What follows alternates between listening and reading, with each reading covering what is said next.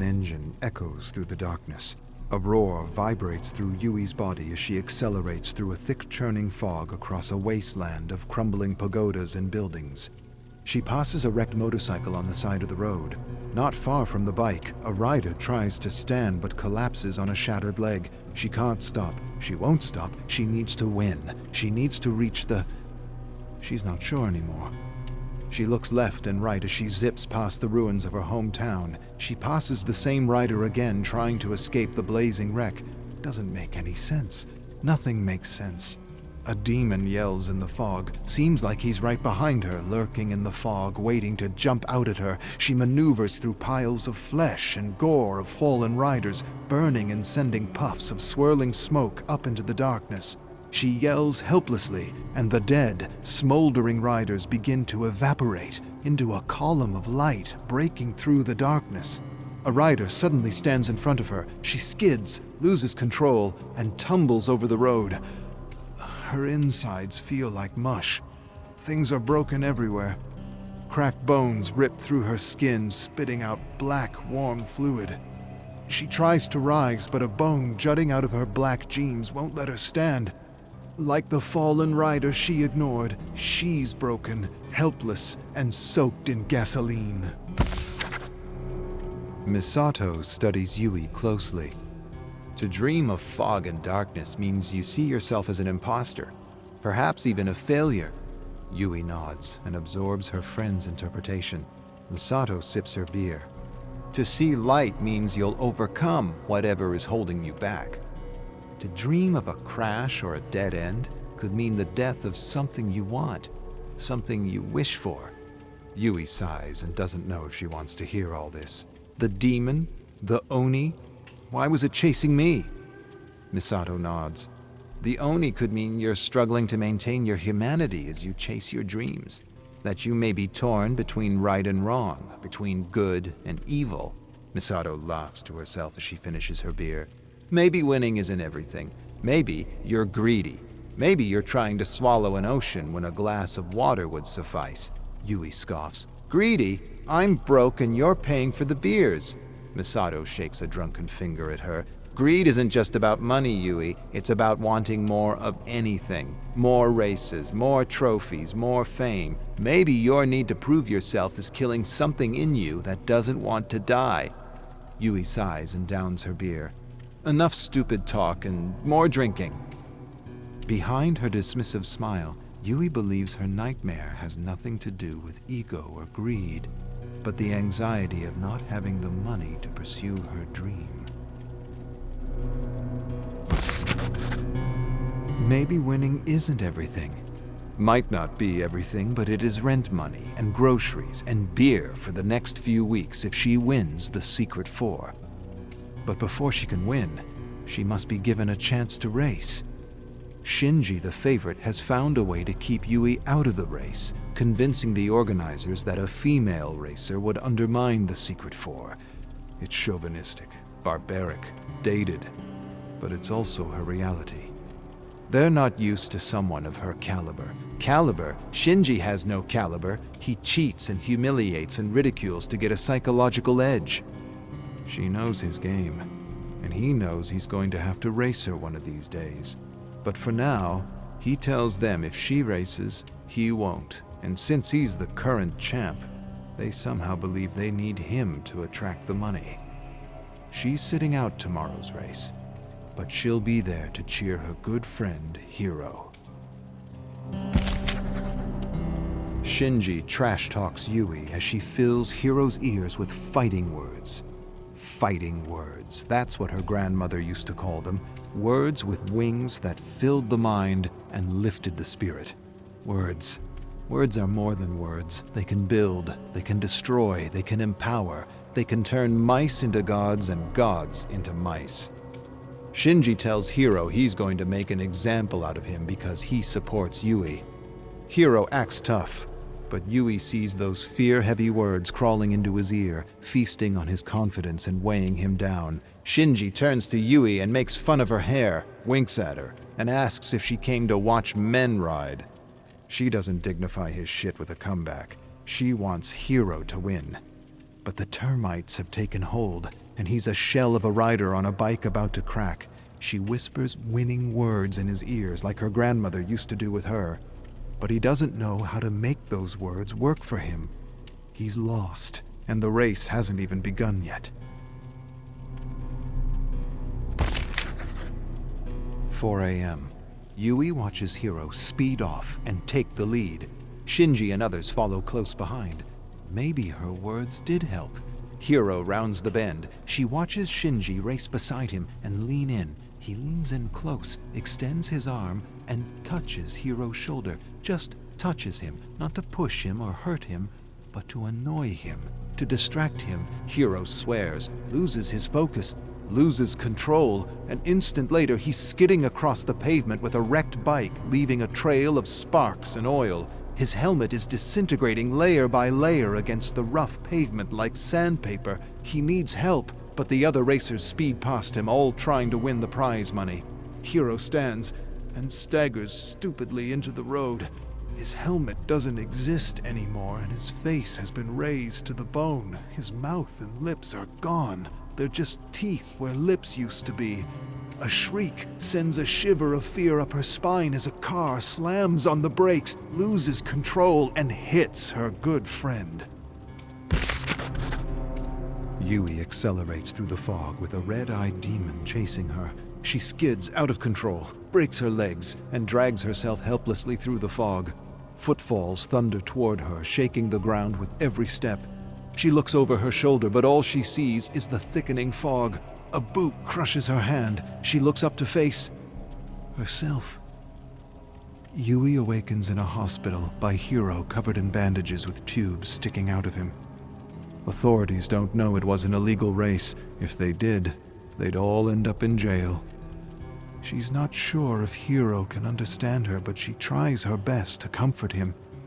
Doctor says, "You're lucky to be alive." She wants to tell him he'll never walk again, but she can't bring herself to do it. She doesn't say anything. She can't say anything. One lapse in judgment, and he lost everything. Could happen to anyone. Yui closes her eyes, and for a moment imagines a world where she hunts that bastard down and kills him like a dog. Misato delivers some good news while they walk towards their favorite noodle dive. The organizers want her to race the Secret Four. An unknown benefactor wants to see what she can do. Rumors echo of a billionaire wanting to help lifers realize their dreams. None of it makes sense. Yui feels many things right now, but an overpowering need to put Shinji in his place distracts her. But she knows she must put the mental lens of her focus on winning. Not payback, not vengeance, not even gossip or trash talk. Everything on winning. Not just to impress an eccentric billionaire, but to pay the rent and grocery bills. Yui walks up a mountain path she recognizes and sees a woman standing at the edge of a precipice. She reaches out to the woman, knows something's wrong. The woman turns to her slightly, and Yui realizes she's staring at an older version of herself. Gray hair, bloodshot eyes, tears streaming down her face. Older Yui stares at younger Yui with longing. Then older Yui shakes her head, turns, and jumps. Younger Yui rushes to the edge and stares down at countless bodies busted and broken over jagged rocks. All of them her. She has sudden flashes of a life she doesn't recognize.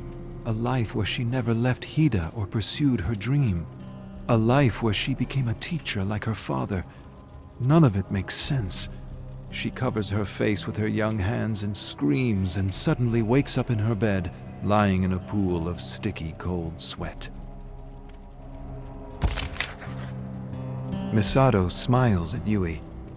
Maybe it was a dream. Maybe it was a glimpse into another world, a world where you take a completely different path. In one, you become a vengeful red-eyed brute, and in another, a coward that doesn't follow her dreams. Yui shakes her head. I don't believe in any of that multi-world magical bullshit. Misato scrunches her face when she hears magic. Not magic, quantum. Quantum bullshit. Misato munches on peanuts and sips her beer. If it's a dream, it probably has something to do with something you are moving away from, something you left behind. What do the cliffs signify? Yui remembers a moment with her grandmother. She remembers she was at a recreational center with her friends and cousins. She lost a relay race because her best friend stopped to see if their competitor was okay when he tripped and fell. Her teammate helped the boy up while another team took the lead and won the race. She was furious and they hadn't spoken for weeks. Yui remembered going to the precipice where they liked to talk, hoping she would be there, but she wasn't. Her grandmother went up to see her and listened to her side of the story and sided with her friend. Yui vaguely remembered the talk. Her grandmother sat beside her, staring below the jagged rocks, laughing nervously. "You love danger. And more than danger, you love winning. Always have, always will.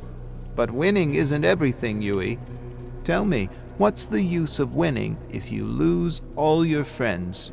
Who are you going to share your victories with?" Yui laughs at this and calls her best friend weak. Her grandmother places a concerned hand on her shoulder. "She's not weak. I would say she's quite the opposite, to sacrifice winning to help someone in need. Empathy is what makes us human, and if you lose this, you are just a very good machine that wins. What does it matter if you gain the world if you lose your humanity?" Yui closes her eyes and knows her grandmother is right. And yet, there's something inside her that hates to lose, that refuses to lose, something that will drive her to win despite it all. A thing that brings out the best and worst in her. Engines rattle and roar in an endless cacophony as Shinji messes with Yui. Everyone wants the jackpot and she needs this money more than ever. She's been working as an assistant English teacher at a high school, but it's barely enough to get by, let alone fix her bike. Her bike feels sick. She used to love the sound of her bike, but recently she's noticed a change. A few notes are off, and the sound just doesn't travel through her body the way it used to. All these engines singing their unique song, and her bike singing something strange and off. She needs the prize money, and the sponsorship of a billionaire wouldn't be so bad either. Last thing she'll do is let this fool disrupt her focus. She smiles at him after he levels an insult at her and threatens to run her off the road. Yui meets his gaze. "You'll try, but you'll crash and burn just as soon as you do." She says it with the weight and certainty of a curse. Shinji tells her she should stay out of this one and let the men race. She knows what he's trying to do. He's trying to disrupt her, get in her head, change the vision of victory in her mind. He tells her the race is his. She flashes a smile. "Not while I'm alive."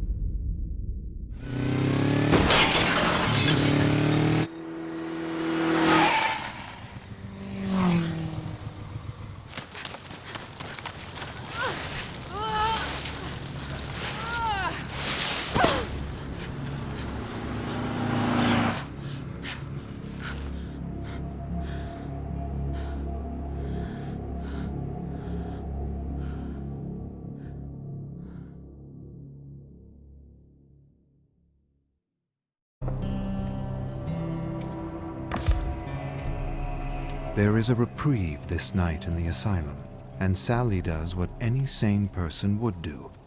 She clings to it with all her strength.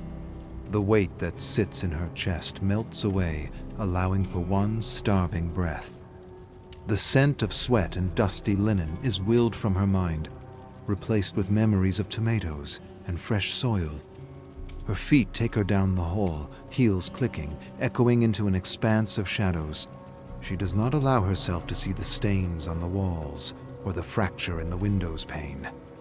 She could draw them from memory, but for this moment, they cease to exist. As Sally reaches the end of the hall, she peers into a patient's room, illuminated by a blade of moonlight cutting across the floor.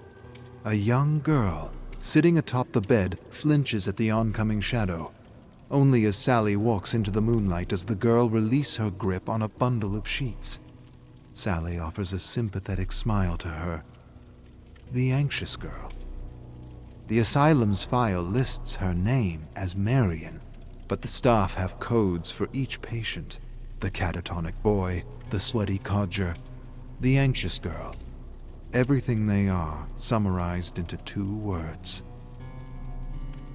Sally sits on the edge of the bed, braiding the anxious girl's dry, brittle hair. "Did you visit the community room today?" The anxious girl hugs her pillow. "I stayed here." A light moan carries through the hall, the first indication that peace will soon be broken. Sally does her best to ignore it, weaving one strand of hair over another. "Did you know that room has a chair by the window? You can see the robins building a nest in the trees." The anxious girl looks to the hallway, her shoulders tensing as she listens to the distant moan. Sally gently rubs the girl's shoulder, wordlessly offering her sympathy. They sit for a short time, until a scream carries through the hallway. Sally marches down the hall to the source of the scream.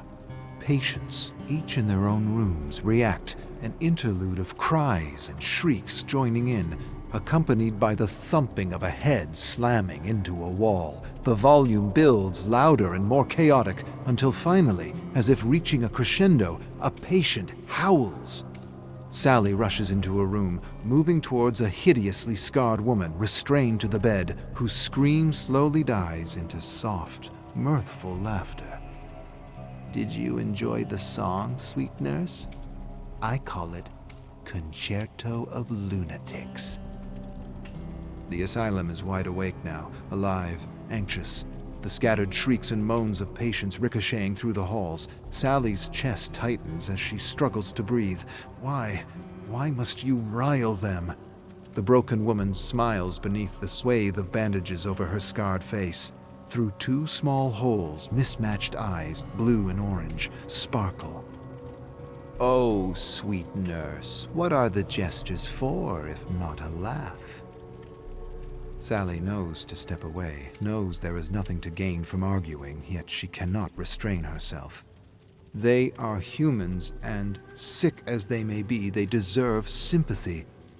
This is a line Sally has told herself many times over the years, though that is all it has become, a line. A series of carefully rehearsed words pushed through chapped lips. Perhaps this is why the broken woman chuckles as if trading quips with a friend. They deserve sympathy? Most have contributed nothing but pain, and the others have contributed nothing at all. Sally makes no attempt to suppress her disgust as she looks at the broken woman's smile.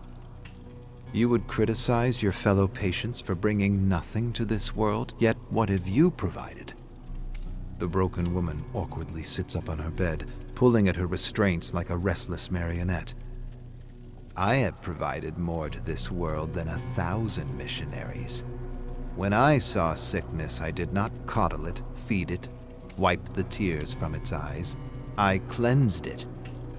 The broken woman sees she has Sally's attention.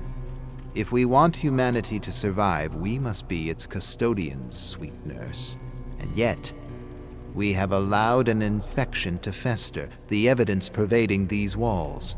The broken woman pauses, allowing her point to settle.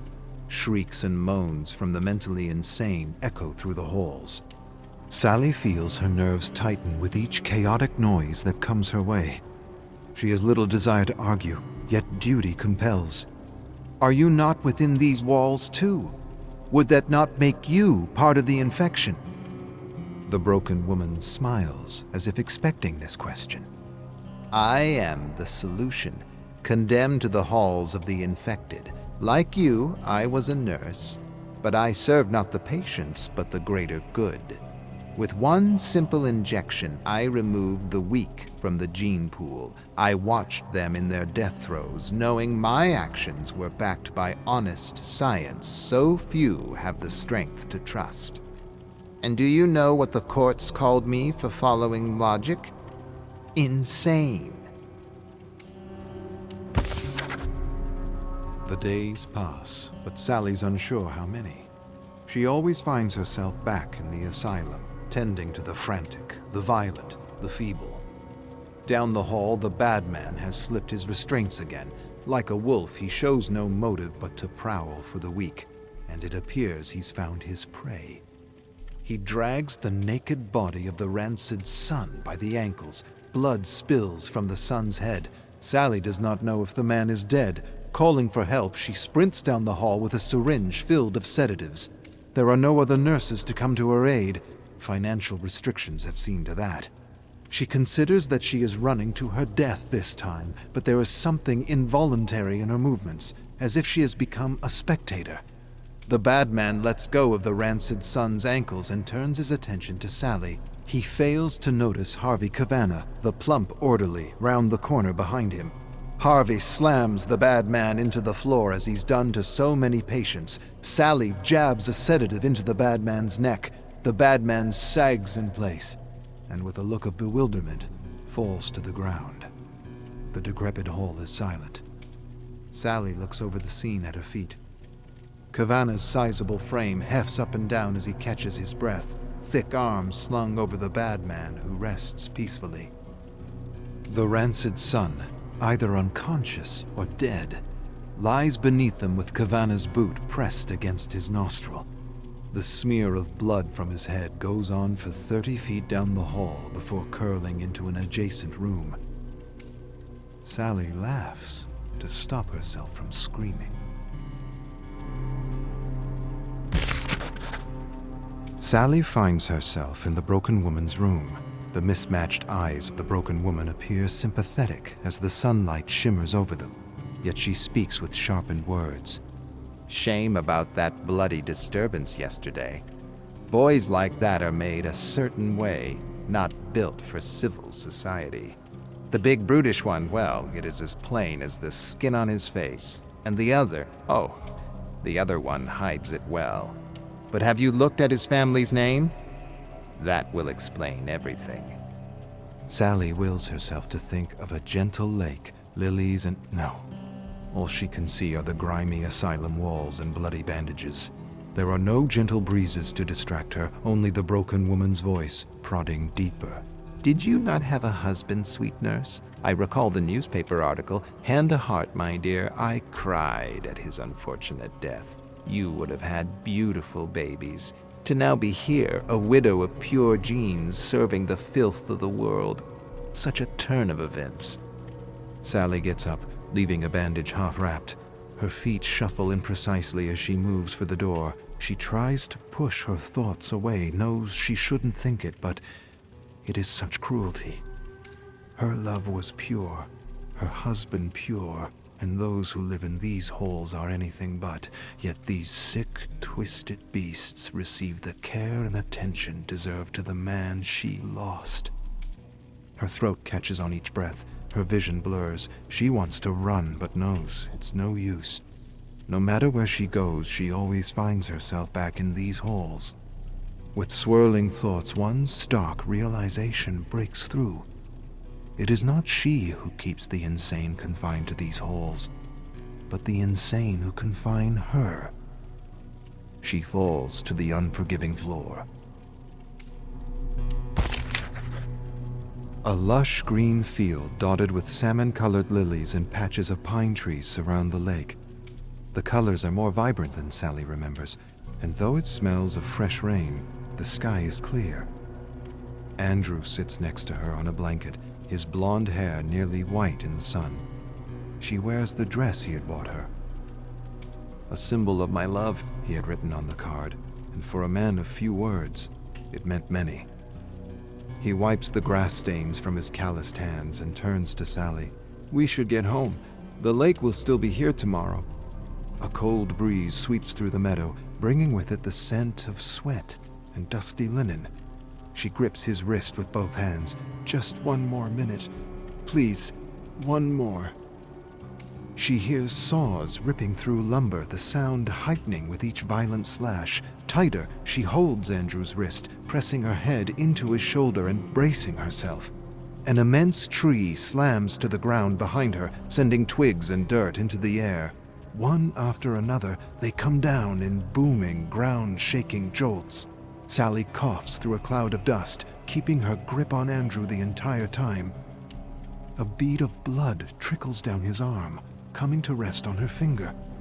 She looks up to see her husband's skull broken open, spilling blood and chunks of brain. One stark white eye looks out from the carnage, focused intently on her. We would have had beautiful babies, Sally. She collapses into the crimson muck of his chest and cries. The skin on her hands flakes away, turning to dust. She loses her grip on him.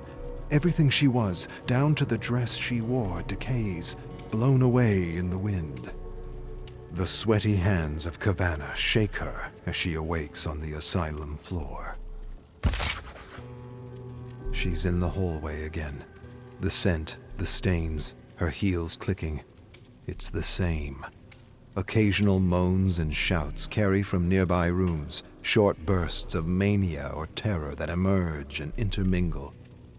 The concerto of lunatics.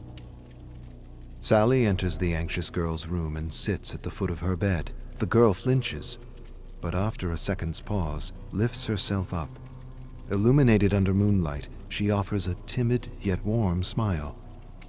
Sally takes 3 strands of the girl's hair and begins to weave a braid. Did you see the robins today? But Sally doesn't wait for the girl's answer. Another day hiding, wasn't it? And what about the robins? They will be dead by the time you leave this room. The girl's shoulders tense, and Sally feels herself do the same. She takes a deep breath, attempting to calm herself. As she parts the hair back from the anxious girl's skull, she spies tiny writhing creatures. An infestation of lice crawls through the girl's hair. Sally pulls her hand back and slaps the girl across her face. Filthy! Their eyes lock.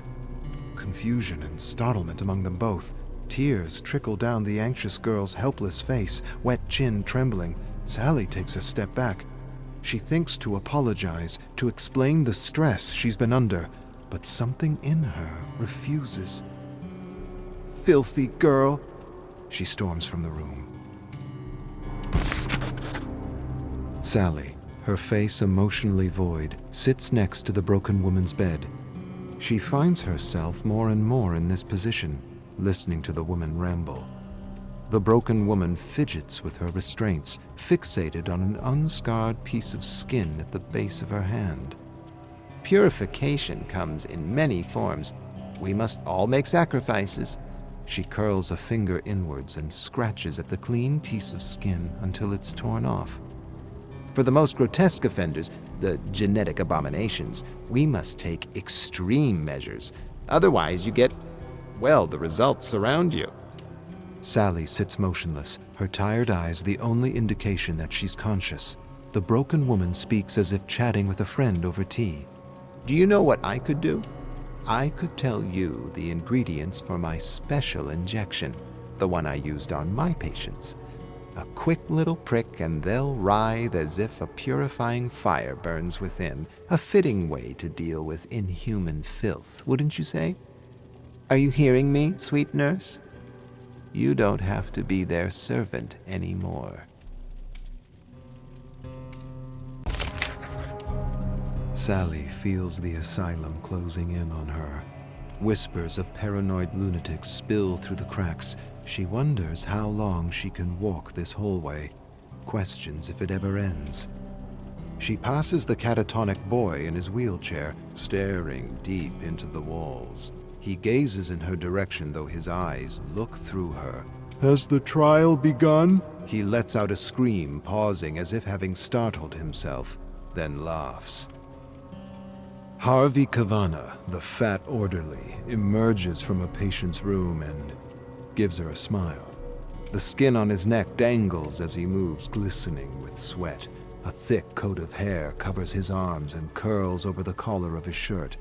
His eyes move from Sally's feet upwards, pausing on her chest until he realizes she's watching him. His eyes dart to examine the floor as he nervously licks his mouth. Ahead, the foul girl skips gracefully, enjoying her first day out of restraints in a month. She hums a pleasant tune, tracing her hand over the wall. As Sally approaches, the girl tilts her head forward. She lets out a long, guttural sound, heaving her diaphragm until vomit splashes onto the floor. Content with herself, she smiles and skips on.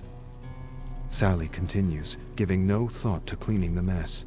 She sees the shoeless imbecile sitting by the broom closet. Thick strands of blood drip from his mouth.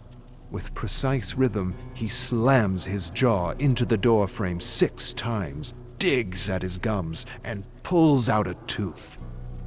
He peers at Sally as if she's the strangest thing he's ever seen. Sally looks out at the hallway, stretching on forever. She stops, accepting what she's tried to suppress. The sickness can grow no more. Sally fills the syringe as the broken woman instructed. Thick, dark liquid swirls within, a night sky void of stars. The helpless anxiety that crippled her vanishes under a sea of calm. Though her heels click with each step, she feels as if she floats, as if everything she's to do has been determined, requiring only the gentlest breeze to push her forward. She sees the sickness clearly. It has infected all, but the most hideous is the one who refuses to face it. The dog that doesn't know it's a dog, and so she makes her way to the broken woman's room. Strange how, for all the woman's wisdom, she is blind to her impurities. Though she removes the blemishes from her skin, she fails to judge the mismatched eyes that gaze at her in the mirror. But no amount of carving can remove genetics. Such a case requires extreme measures. Sally grips the syringe and prepares for what's to come. There is such filth that permeates the asylum. If she is to cleanse it all, she had best begin.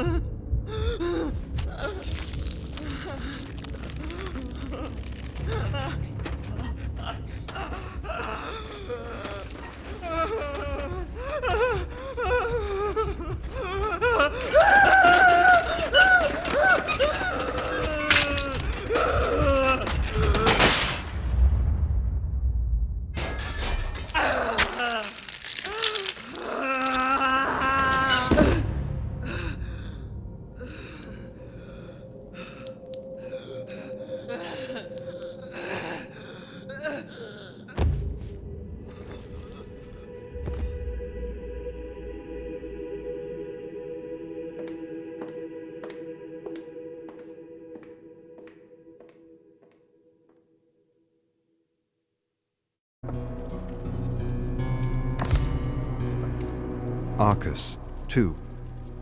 I am going through some past scribblings and the notes of the previous unknown occupants, and I realize I should at least try to organize them. Reading these notes, I decipher several voices who I am aptly calling the unknown few, who, like myself, had a fixation with the entity. and who, like myself, had an ability to experience the memories encoded in the fog. I will include my past scribblings and number them as best as I can, referring to them as notes obscura, or just obscura, to try and piece together how long I've actually been here. I think I may have found my first ramblings amongst the half-destroyed journals of the unknown occupants, who struggled with infinite possibilities of whiling away the time, except the one they probably miss the most. The one I miss the most. Friendship. Companionship. Sitting with my father drinking whiskey and watching the ancients swim across the night sky, or just losing time with a friend in a hearty conversation about the merits of art, music, laughter, and stories. All I have now are the memories of others. Second-hand experiences that constantly remind me of things lost and half-remembered. Obscura. Unknown prisoners. I've found scattered about this tower countless journals from previous occupants. Occupants might not be the best way to describe them. Prisoners would be more fitting. 8 or 9 of them from the distinct voices I deciphered in the manifold journals I read with surprising interest and alacrity. Some of these unknown prisoners shared my unusual penchant for beer, whiskey, and stories of the macabre. Others seemed to be raving lunatics, writing not journals but senseless notes. Notes from the absurd, I call them. Strange musings and endless contradictions about places and characters observed and consciously or unconsciously improperly described. These notes from the absurd seem to start with unintelligible gibberish. They are quite different from anything I've seen or read, as though written by someone driven by madness or some other motive to undermine any attempt to make sense of this world. Along with the notes, I found illustrations and survivor statements from police files, and thousands of short stories in a dark chamber in the basement. They had been piled up and set ablaze, but quickly extinguished with some sort of a putrid rotting sludge. I cleaned the chamber and stacked all the stories in piles to go through and organize at a later date. For the time being, I see no reason to remove them from what I am now calling the Chamber of Blood. Chamber of Blood. Survivor Statement. Falls City Police Department, August 7th, 2011. Sean Dint. I was listening to a podcast of creepy stories with my friends, Adrian, Mia, Tina, and Bill. I can't remember which one of us figured out how to do it, but we realized that the stories were codes to pass on coordinates of locations of interest for some group or cult or whatever. We decoded a few other stories and came to the conclusion that these people were sending encrypted locations of places where they believed there would be ghosts. We didn't buy any of that paranormal crap, and we were just having fun drinking and decoding the stories and looking up the places on satellite maps. But when the coordinates of one story turned out to be close to us, we thought we could check out the place for fun. Adrian rented a car and we headed up to what was left of the crumbling asylum. There was nothing but overgrown ruins, but I remember this unnatural black fog, and it was like we were at the asylum, but some other version of it. It was really strange. And that's when we saw this thing. This giant samurai with a demon mask, lurking about as though it had stepped out of one world and into another. He killed Mia first. I don't remember what happened exactly, I just saw. I saw her head thump and tumble across the ground. I don't remember much. I remember crawling out of the fog and that demon or apparition or whatever that thing was couldn't follow me, like it was blocked by something invisible. Not long after, a man who called himself Hans and who identified himself as a detective arrived and asked me questions about what I had seen. He took some notes and seemed a bit strange. Then when he heard the sirens approaching, he disappeared, just like that. When the police arrived, the fog was gone, leaving only the hacked remains of my friends. And now I'm here, And you're telling me that you don't know who that detective was and that you want me to show you how to crack the code of the podcast. But I can't because I don't know. That was my buddy Tina, and she's hacked to pieces, you assholes. Chamber of Blood. Notes from the Absurd. Emperor Dwight. Ha! Bubblegum tuna on Tuesday. Sir Regal Dwight, in a thicklish purple robe and golden crownee, steps out into the courtyard and greets all the peasants with good words and pizza. The kingdom cheers and roars. Chamber of Blood. Harbinger of Hell. Evil Eyes. 1. Hattie Kaur lifted her chai tea, let the steaming spicy cardamom and cinnamon elixir soothe down her throat, and set down her stainless steel cup in the small tubba near her ancestral village of Mohi.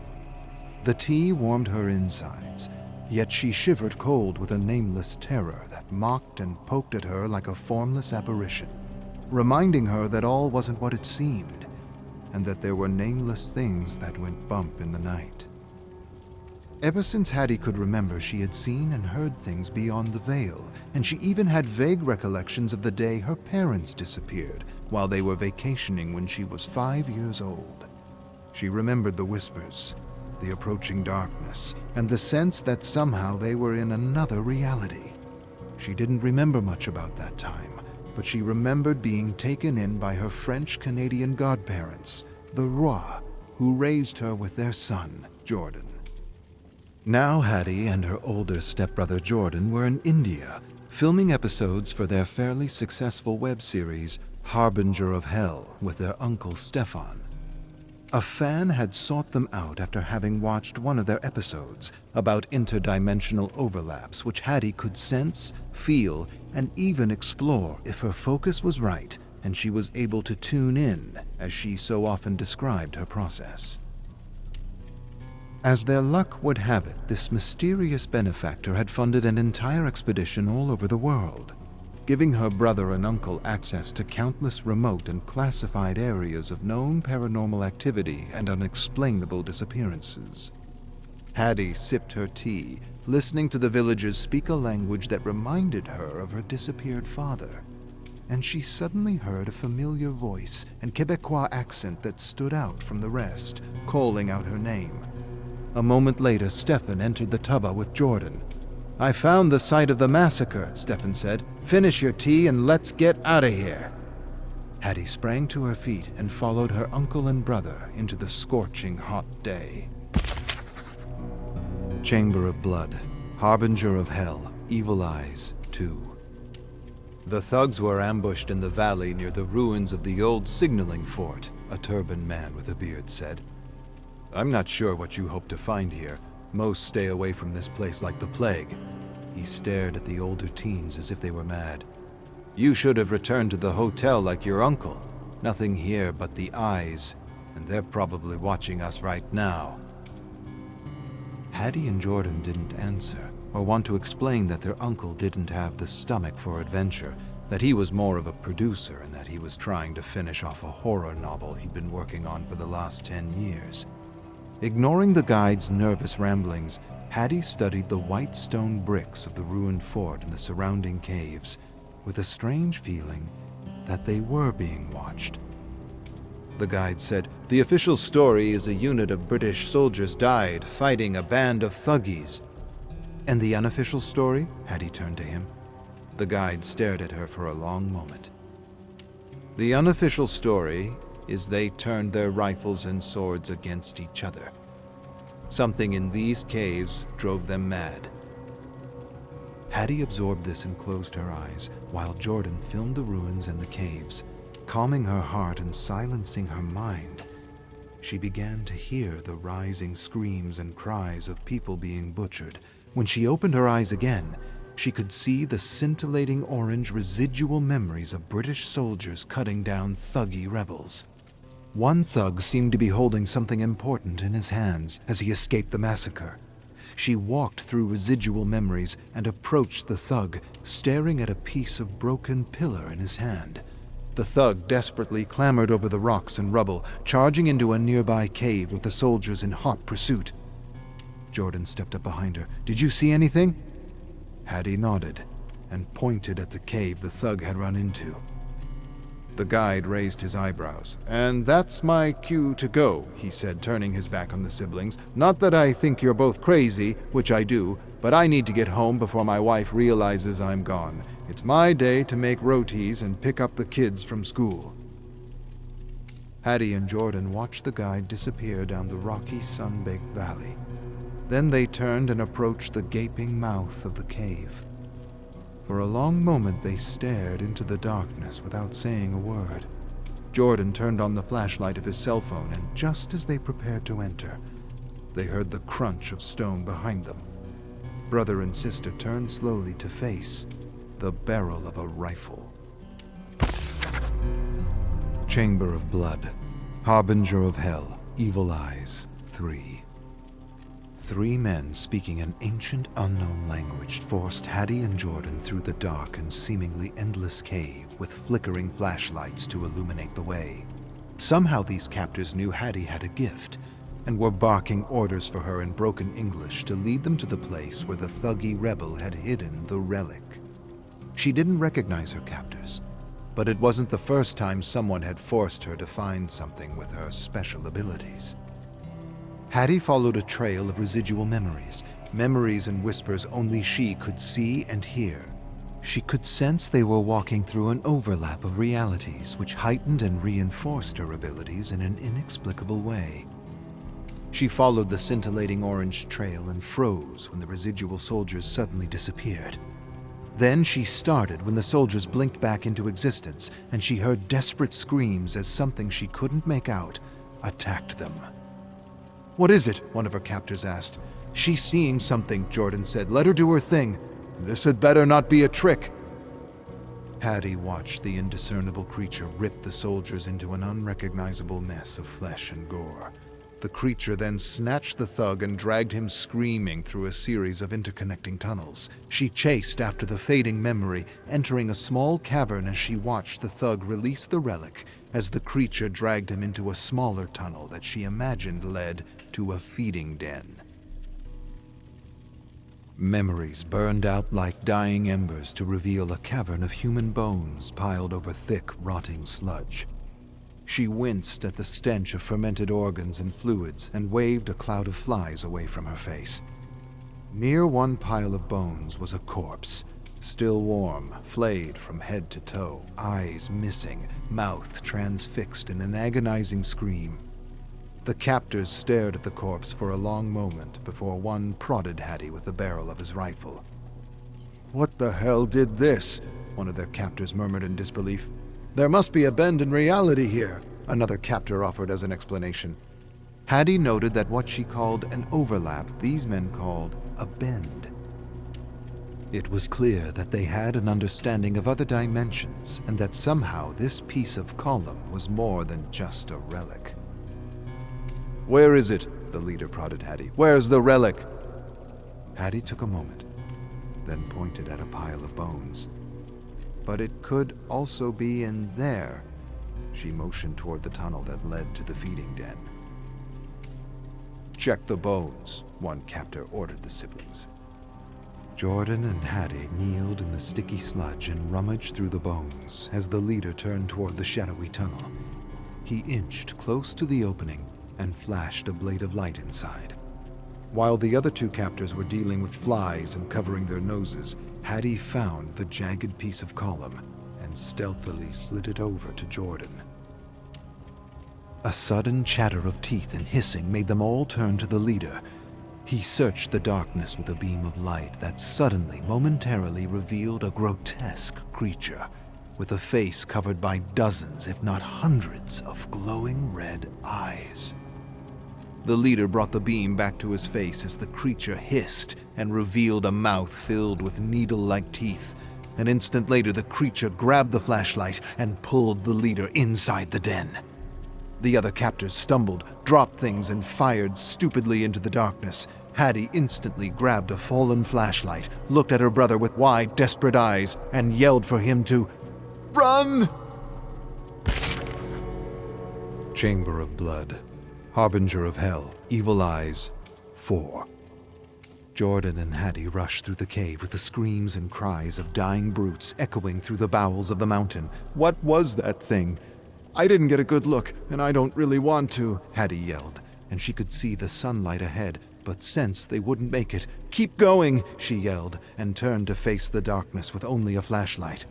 The hissing and crumbling faded to silence. She had no idea what she was going to do next. She narrowed her gaze, waiting.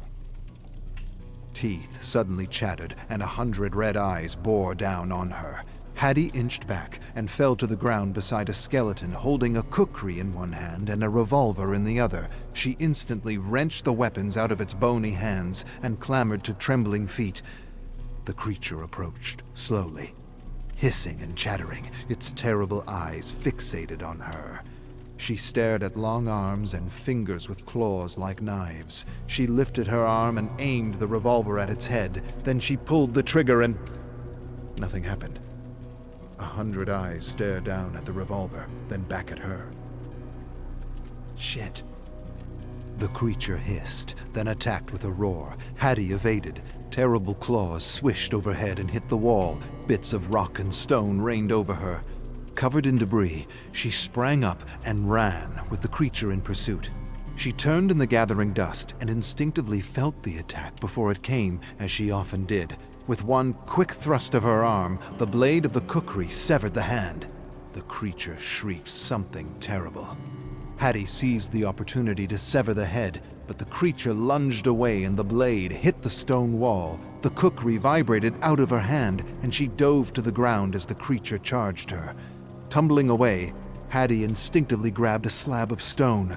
The creature attacked and missed, hitting the wall. Without hesitation, Hattie smashed the slab over its bewildered head with a terrible crunching sound she wouldn't soon forget. The creature collapsed, and Hattie, adrenaline rushing, bludgeoned the head and eyes. When there was nothing left but a sticky, warm pulp, she released the gore-covered stone and fell back on her haunches to gather herself.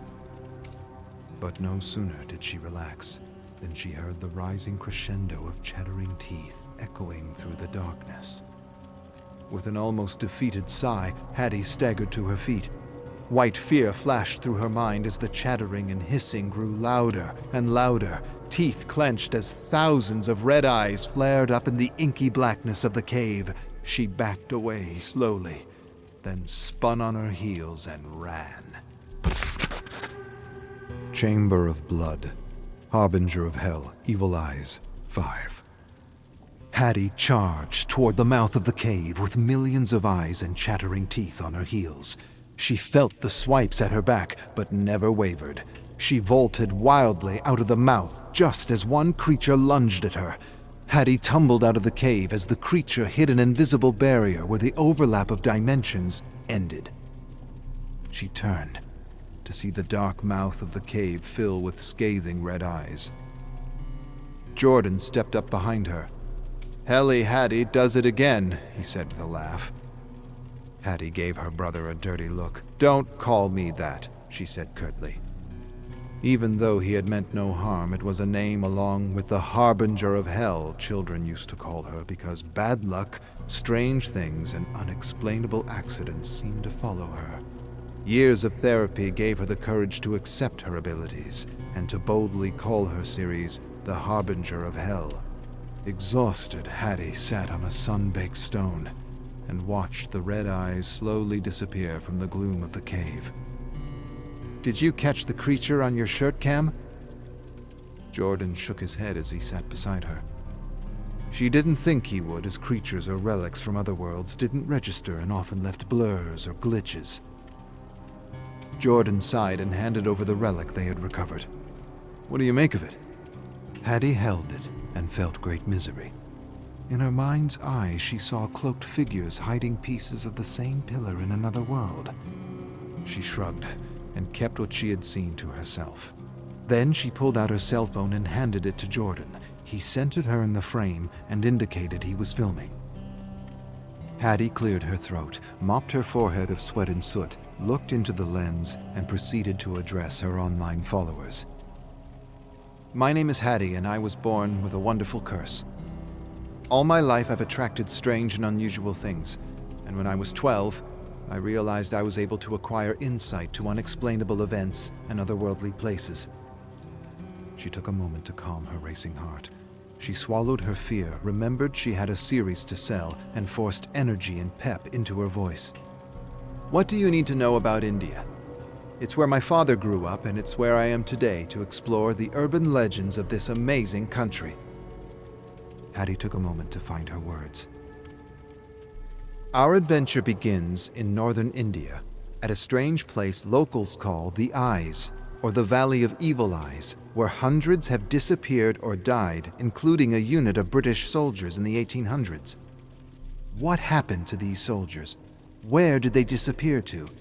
And is there any merit to the accounts of a cave-dwelling demon with eyes around its head that burn right through the soul? Hattie stared meditatively into the camera and wanted to say yes to every one of her questions, but decided it was better to leave them up to interpretation. After a dramatic pause, she finished. Take a look at what we discovered. Judge the evidence for yourself, and see if there is any truth to the evil eyes of the Himalayas.